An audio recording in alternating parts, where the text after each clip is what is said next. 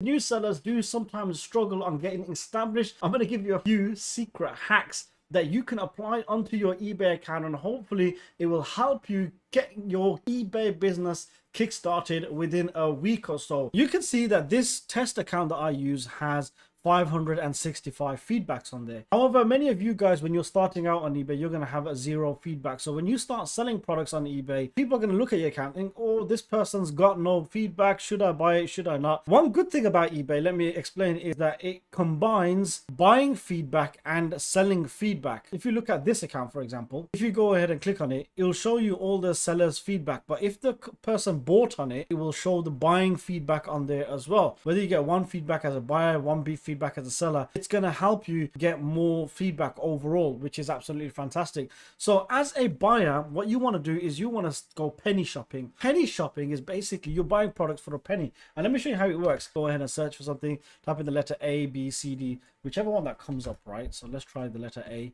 If something does come up with the letter A, if not, then we'll just go type in IS, right? Then what you want to do is you want to see where it says best match over here. You want to go ahead and click on that and click on ending soonest, and you only want to be looking at auction products. So you're going to see some type of products. Look at this one, 0 bids here, 49 seconds left, 99. So you want to find stuff with free shipping. What you can also do is go into the advanced section and then type in a letter and see if that works any better. And we only want to find products that cost a maximum of £1, and we want to look at products that have free postage and packaging. So look at this, 0 bids, free shipping, 99 pence. This has got 1 hour left, free collection in person. What you can do with these type of products, right, is just go ahead and bid on them and buy it for £1, buy it for 75p, buy it for 99p, buy it for 1p, right? It says parts only. Actually, here's something that you can search. Let's search for the word pin. Here you go. If you search for the word pin, this is 1p, 1 bid, 31 minutes left.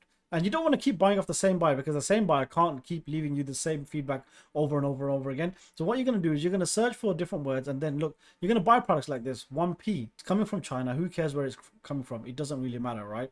99 pence, you're going to go ahead and buy this because this is from 𝗀𝗲𝗀𝗀𝗀.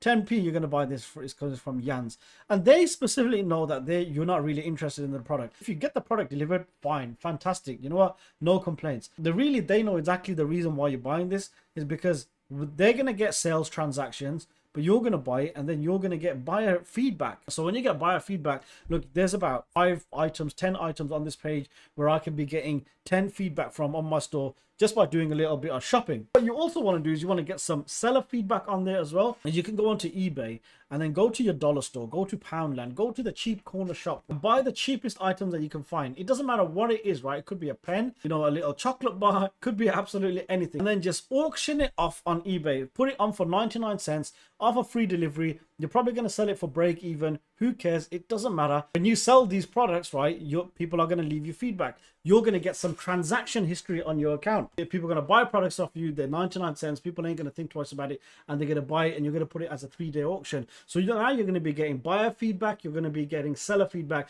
And this is how you're going to get some sales history on a brand new eBay account. If you're finding value in the content so far, then go ahead and smack that like button. I really do appreciate it. It does help me out on this video. Now, another thing that I will help you with, which I'm going to show you on the screen right now, when you go over to your seller limits, right? Okay, this account's got 3,000 items, 250,000.